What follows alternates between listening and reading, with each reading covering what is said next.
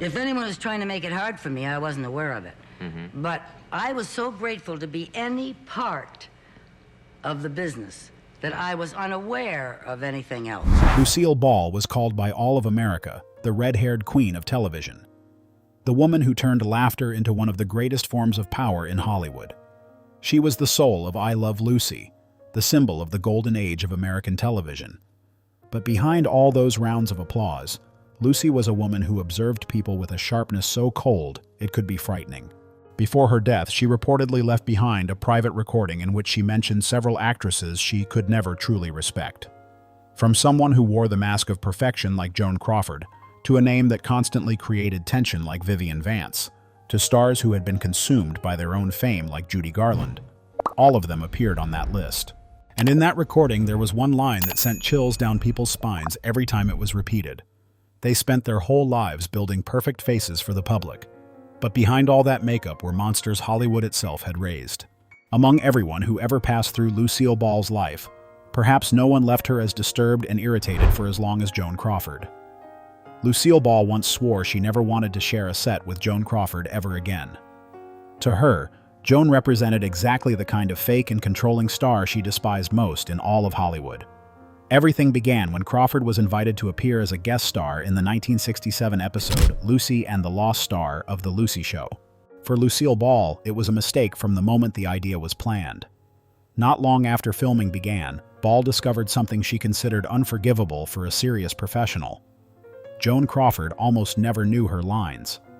Every time the cameras rolled, Crawford stumbled awkwardly, glanced off screen to read the script, or asked the director for help, while Ball had memorized every line for both characters by heart.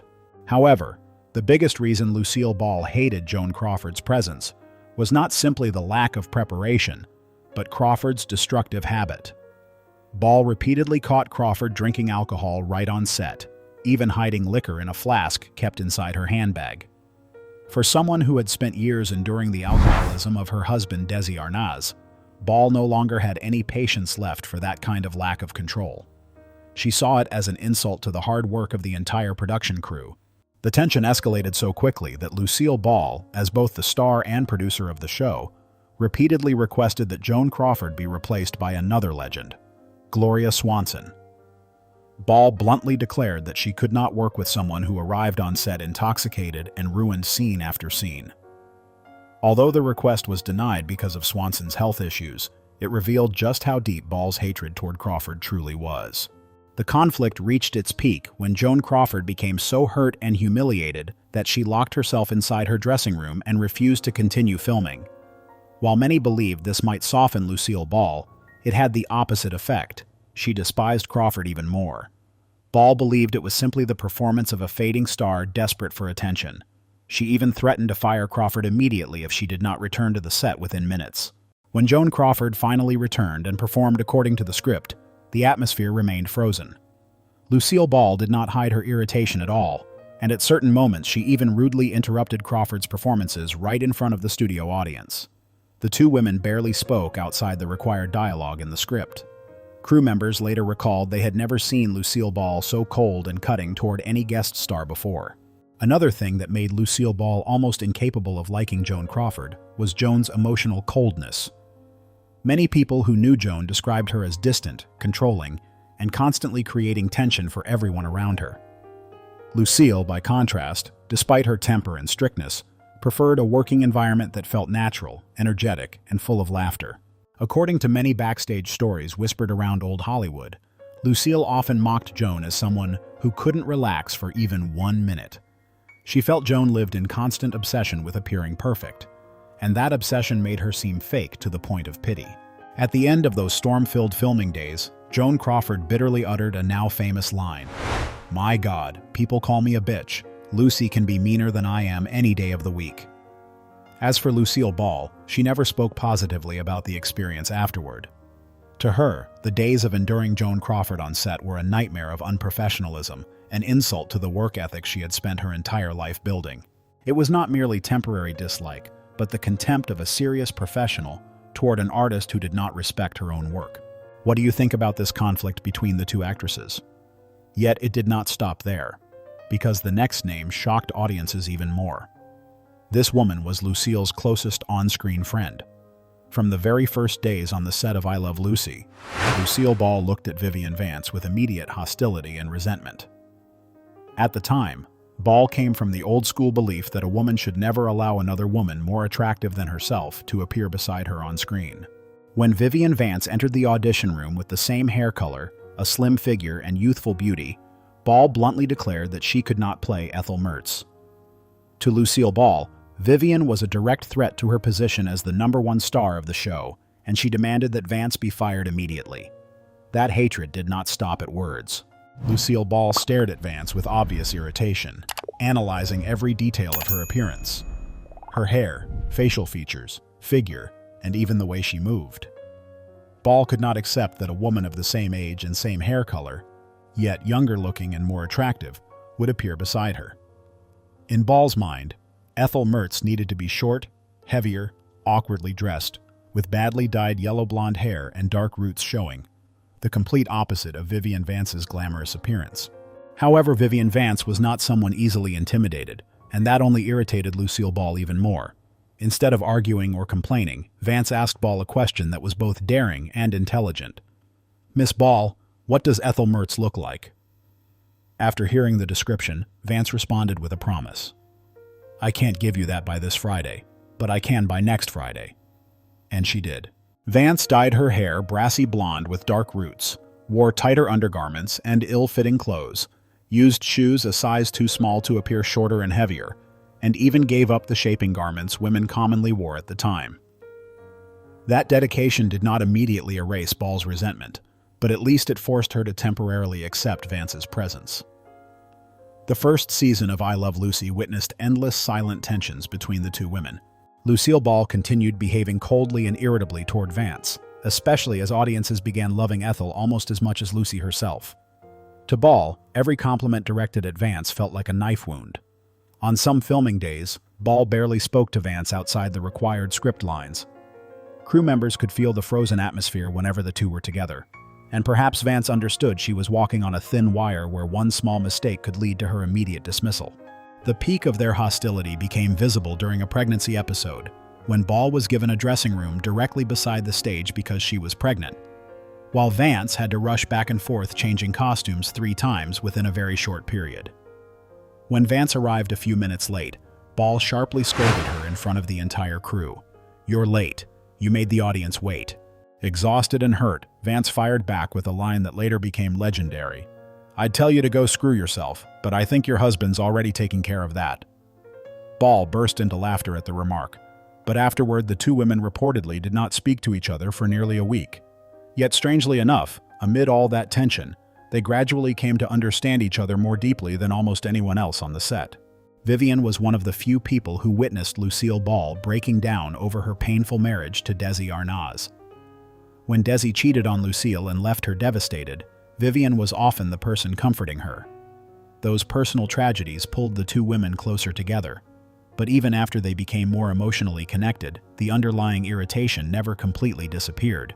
A sense of competition always remained between them, something both understood but neither wanted to openly acknowledge.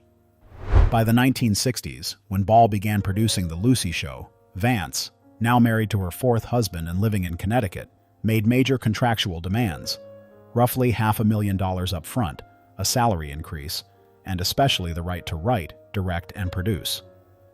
Ball considered those demands ridiculous and unacceptable. The decision not to meet them permanently ended their professional partnership forever. Even after years of rivalry, emotional wounds, and exhaustion with each other, Lucille Ball still could not truly let Vivian Vance go. When Vivian lay in a hospital bed dying from bone cancer in 1979, Lucille immediately flew out to see her one final time. The two women who had spent nearly their entire lives both loving and hurting one another revisited old memories as if time had never passed. But eventually the laughter turned into broken sobs. Because after everything, Lucille understood she was about to lose the only person who truly understood the life she lived behind the stage lights. With Bette Davis, what bothered Lucille Ball was never merely her temper or her famous unpredictability, but the proud gaze of a woman who always made others feel judged and diminished. In 1926, Lucille Ball, only 15 years old at the time, enrolled at the prestigious John Murray Anderson/Robert Milton School of Theater and Dance in New York. It was the first step in her artistic journey, but also the place where she first encountered a name that would later become legendary: Bette Davis. Davis was the school's brightest student, while Ball was completely overlooked and considered a failure. Teachers reportedly saw Ball as hopeless, and the school's owner even wrote to her mother saying she was wasting her money. That contrast buried itself deep inside Ball's mind, creating a strange feeling she later described as the presence of a school-stage star, someone arrogant and frightening. Another reason for the tension was that Bette Davis came from Hollywood's golden era, where dramatic actors were treated almost like artistic aristocracy. She was famously fierce, proud, and intensely serious about acting. Davis fought studio systems for the right to choose her own roles and became known as one of the strongest actresses in American film history. Lucille Ball, meanwhile, built an entirely different path. She created her empire through television sitcoms, through chaos, laughter, and the willingness to make herself the joke before millions of viewers. That contrast meant the two women were almost never truly compatible. Many people in the industry claimed Bette Davis did not think highly of television and often acted coldly toward the kind of physical comedy Lucille pursued. What irritated Lucille Ball most was the sense of artistic superiority she felt from certain classic film stars like Bette Davis. Lucy absolutely hated people who viewed sitcoms or television as lesser art. To Lucille, that attitude was especially insulting because she understood exactly how difficult comedy truly was. She once said that making audiences cry was easier than making them genuinely laugh. Another reason their relationship remained tense was that both women possessed enormous egos and powerful needs for control. Lucille Ball was famously obsessed with perfection on set. She controlled every comedic beat, every camera angle, and could reshoot a scene dozens of times if she was dissatisfied. Bette Davis was similar. She was accustomed to being the center of every film project and disliked being overshadowed. People in the industry often said that if those two women had been forced to star together in a long production, the atmosphere would have become unbearable because neither would surrender power to the other. But when it came to Judy Garland, Lucille Ball's tone changed completely. There was no longer contempt or anger, only sadness mixed with helplessness. Lucy had known Judy since the days when both worked at Metro-Goldwyn-Mayer. She knew Judy Garland possessed a rare talent, a voice capable of silencing an entire room, and eyes that always carried real pain within them. Lucy genuinely admired Judy on stage, but she also believed there was a darkness inside Garland far too large for the actress herself to control. To Lucy, Garland resembled someone slowly drowning while still trying to sing as she sank. Emotional instability, the pressures of fame, and dependence on medication made Judy unpredictable. Some days she appeared radiant, like the greatest star in the world, and only hours later she would completely collapse backstage. Lucy reportedly witnessed Judy burst into tears over a careless comment, then moments later lash out at the very people trying to help her. What broke Lucy's heart was that Garland hurt people not out of cruelty, but because she herself was falling apart internally. Over time, those experiences stripped Lucille Ball of her illusions about Hollywood. She came to understand that the more famous people became, the more they learned to hide themselves behind performances in real life. Some used beauty to manipulate others. Some used talent to conceal wounds that could never heal. And others became cruel simply because they had grown too accustomed to being served by the world. Lucy once said that the clearest revelation of a person's true nature was not how they treated other celebrities, but how they treated people without power. Assistants, crew members, servers, or anonymous young women standing behind the stage lights. Perhaps that is also why Lucille Ball never fully believed in Hollywood glamour. She spent her entire life making audiences laugh, yet the longer she lived inside that industry, the more tragedy she saw instead of laughter. The actresses the public worshipped as goddesses were sometimes the loneliest, bitterest, or most broken people behind the curtains. And perhaps that was what made Lucille Ball different. In a Hollywood full of masks, she remained perceptive enough to understand that stage lights could make someone appear brighter, but they could never hide who a person truly was forever. In contrast to her powerful image and the eyes that always seemed ready to burn everything on screen, Lucille Ball in real life was an extremely sensitive person when it came to how people treated one another behind the scenes. After decades standing beneath the spotlight, Lucy had seen every kind of star, people who looked dazzling in front of the camera but became completely different once the studio doors closed. And among the names that disappointed her most, there were a few that caused Lucy's eyes to almost darken every time they were mentioned. With Judy Garland, Lucy's feelings were not anger, but rather sadness mixed with helplessness. Lucy once believed Garland was one of those rare talents Hollywood perhaps only produced once every 100 years. Whenever Judy stepped onto a stage, she seemed to transform into another person, glowing so brightly that the entire room fell silent watching her. But Lucy also witnessed firsthand the darkness behind that brilliance. She vividly remembered one filming session where the entire crew had to arrive before sunrise, just to wait for Garland to appear. The clock kept moving, the atmosphere grew increasingly tense, but Judy remained nowhere to be found. Nearly 9 hours later, she finally walked onto the set, looking exhausted, yet still charming enough to make everyone soften toward her instantly. What haunted Lucy was not that Garland arrived late, but what happened afterward. In less than 30 minutes, Judy delivered a performance so perfect that everyone almost forgot the chaos that had come before. Then suddenly she stopped, said she no longer had the strength to continue, and walked away while the crew still stood there stunned. Lucy had grown up in a Hollywood where women could be replaced instantly for even the smallest mistake, so watching a genius repeatedly drag destruction behind her made Lucy feel more heartbreak than anger. Later in life, Lucy quietly told friends that talent could never become an excuse for destruction. If Judy Garland made Lucy sad, then Ava Gardner made her feel cold inside. Ava possessed the kind of beauty that could make an entire room stop breathing when she entered. However, Lucy believed that beauty concealed a personality that enjoyed hurting others in subtle ways. Lucy once witnessed a young wardrobe assistant trembling as she carried a dress to Ava during a fitting session at the studio.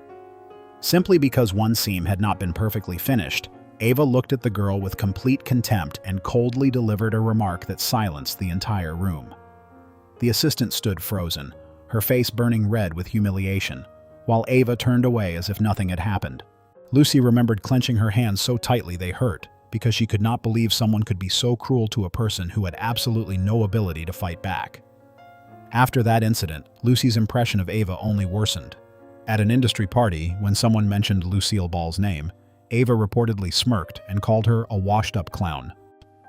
What disturbed Lucy was not the insult itself, but the pleasure with which Ava delivered it, as though humiliating others were a form of entertainment. Lucy once confided to a close friend that if Ava Gardner had not possessed such legendary beauty, Hollywood might never have forgiven her personality. As time passed, the public continued worshiping Ava as the perfect symbol of glamour. But in Lucy's memory, she remained a woman whose beauty was sharp as a knife, and so cold it felt capable of cutting into a person's skin. Unlike the tense and hateful relationships Lucille Ball had with certain colleagues in the acting world, her conflict with gossip queen Hedda Hopper developed in an entirely different way. A story where obvious hatred was unexpectedly replaced by protection during moments of danger. At the height of her power during the 1950s, Hedda Hopper was a name that terrified almost all of Hollywood. She owned a gossip column read by tens of millions every day, and was infamous for her ruthless personality. Many people in the industry said that if Hedda liked you, she could turn you into a star, but if she hated you, she could make all of Hollywood turn its back on you within weeks. Hedda loved digging into affairs, divorces, sexual scandals, and backstage controversy. For Lucille Ball, someone constantly trying to keep her marriage with Desi Arnaz from collapsing in public, Hedda Hopper was almost her greatest nightmare. Their conflict became serious when Lucille Ball and Desi Arnaz's marriage was repeatedly surrounded by affair rumors. Desi was famous for being a womanizer, an alcoholic, and for having numerous affairs during the years when I Love Lucy was the #1 show in America. Lucille practically lived in fear that the press would destroy the image of the perfect family beloved by the public. And Hedda Hopper was exactly the kind of person who made a living from those secrets. Gossip columnists like Hedda constantly hinted at Lucy and Desi's marital crises in Hollywood columns. This made Lucille deeply resent her. Lucille Ball was an extremely sensitive person when it came to control over her image. She could accept making a fool of herself on screen, but in real life, she wanted to decide what other people were allowed to know about her. Hedda Hopper, meanwhile, practically lived by invading celebrities' private lives. What irritated Lucille most was not merely the gossip articles, but the feeling that Hedda was always waiting for her marriage to collapse so she could turn it into sensational news. The bitter irony was that although Lucille Ball hated Hedda Hopper, she often felt forced to maintain polite relations with her because of Hedda's enormous power. Hollywood at the time operated with brutal rules.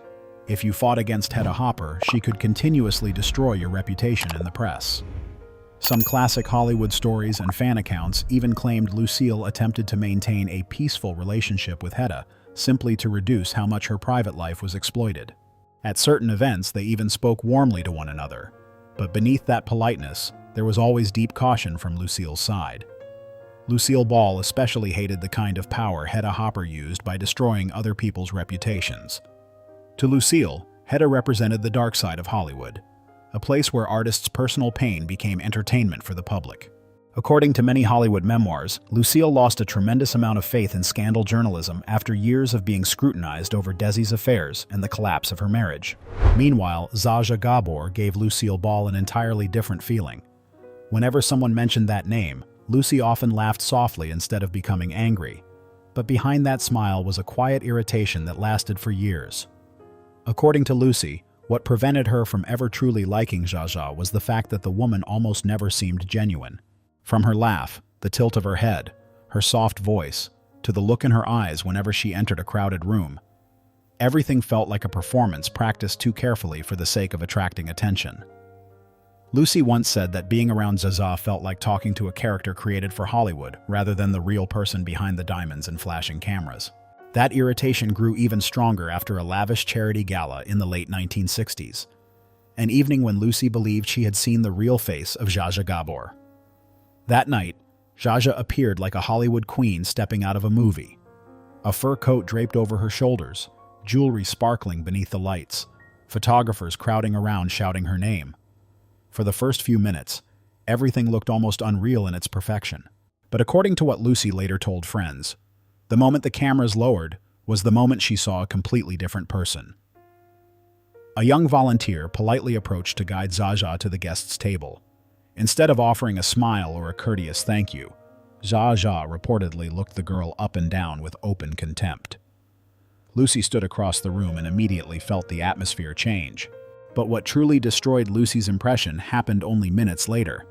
Another young woman accidentally brushed against the sleeve of Zsa Zsa's coat while passing by. According to people present that night, Zsa Zsa leaned toward the girl while keeping the same charming smile on her lips. Yet her voice was so cold that the young woman turned pale instantly. Lucy later said the frightening part was the way Zsa Zsa could make someone feel humiliated while outwardly remaining soft, elegant, and seemingly harmless. To Lucy, that was the most dangerous kind of falseness, a person capable of smiling while quietly despising others. That night, Lucy could barely hide her disappointment. She told a friend in the industry that Hollywood was already full of people wearing masks, but Zsa Zsa was the kind of person who never removed hers, even when nobody was watching anymore. According to Lucy, even the kindness Zsa Zsa displayed in public felt carefully calculated to preserve a perfect image. And that was exactly what exhausted her.